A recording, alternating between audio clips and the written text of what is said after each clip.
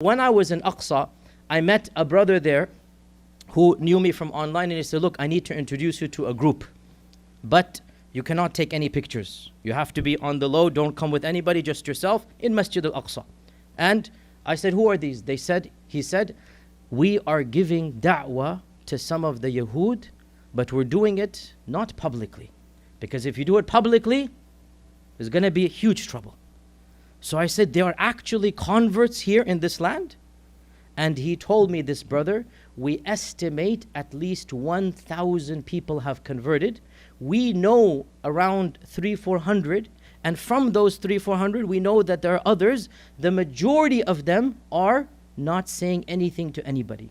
They come and learn what they need to and then go back to their daily lives. A few of them are public, and a few of them have had to flee from their families and homes and come and find shelter in Muslim lands. And they have heard about you, they want to meet you, and they would want to sit with you. I said, of course, my pleasure, my honor to meet with them. So after Salat al-Fajr, we prayed at the Masjid al-Aqsa. We went to one of the offices inside the complex, and we met like 5 or 6 of Israeli Jews who had converted to Islam. None of them had converted by one-on-one da'wah. None of them.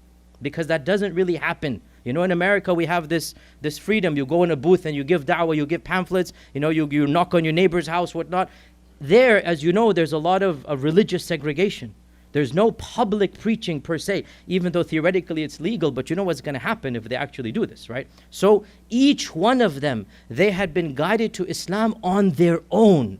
Like just research and internet and buying pamphlets or doing this and that. And then they're contacting, you know, Muslim families, until finally there's a small group of brothers that they're giving da'wah in Hebrew. And so eventually they're all connected to this group. And you know, you hear these stories from Bilal ibn Rabah, and I'm not comparing, astaghfirullah, this to that. But you know, we've kind of sort of lost that level of iman in our Muslim societies. When's the last time you met somebody with that level of iman? We've kind of lost that persecution iman. But to meet these people in the very land that we know is the land of Mahshar and the land of Ard al-Mubarak, to meet the people, and they said to me, their families don't just view them as converts, their families view them as traitors. They have left the society and they have nowhere to go. They're being taken care of by poor Muslims here and there, and they're giving up their society, their luxury, their life for the sake of Allah subhanahu wa ta'ala. If that is not going to cause us to appreciate the blessings of Islam, then what will?